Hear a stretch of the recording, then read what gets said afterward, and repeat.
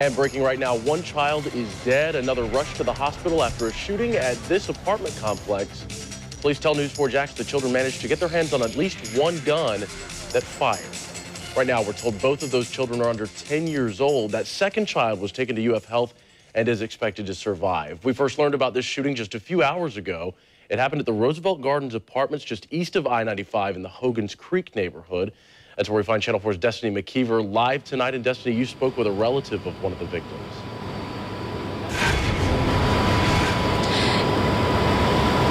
Ethan, I did. I spoke with her right as she was receiving this news, and this is a tragic situation. I can tell you it's been heartbreaking to be out here as these family members were receiving that news earlier. We arrived on scene, and minutes later we got onto Facebook Live and we told you guys what was happening, and many of you commenting saying just how horrific this is and how Jacksonville needs to make changes.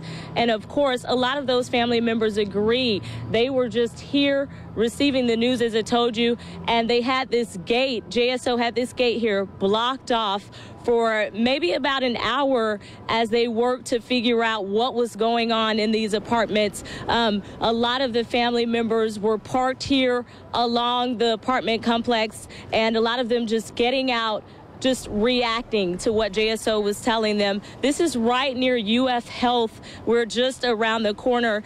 We're told what happened was after 1 o'clock, JSO received a call of shots fired here at the Roosevelt Gardens Apartments. And when they got to the apartments, one of the children had already died on scene. The other was then rushed to UF Health, which I said is right around the corner from these apartments. And that child taken to the hospital has non-life-threatening injuries. We're told the shooting happened inside of the apartments. Multiple people said to be inside of the apartments at the time when it happened, and JSO has taken several of those people into custody to be interviewed about what happened here and how the gun got into the children's possession.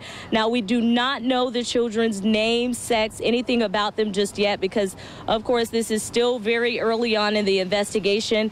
But we did, as Ethan mentioned, speak to a grandmother of one of those victims, said to be 1 year old.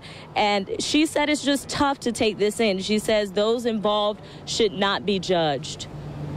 I feel horrible for them. It's a horrible thing for anybody family to have to go through. Anybody who is associated with anybody that knows anybody.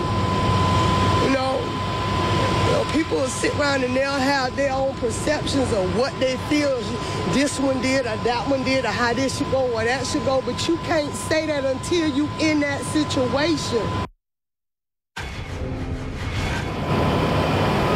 Now, as you're looking, you're taking a live look, a lot of JSO units back down at the apartment where I'm thinking this happened. They're still investigating right now. They have contacted the Department of Families and Children as well as the Child Protection Team to assist in the investigation. So officers tell us they'll be here all night, working throughout the night to gather more evidence and figure out how these guns got into the children's possessions. Of course, we're going to be out here as well. We're going to be speaking to more family members, working to figure out more from them about what happened here. And of course, we'll bring you the latest at 10 and 11. Reporting live tonight, I'm Destiny McKeever, Channel 4, the local station.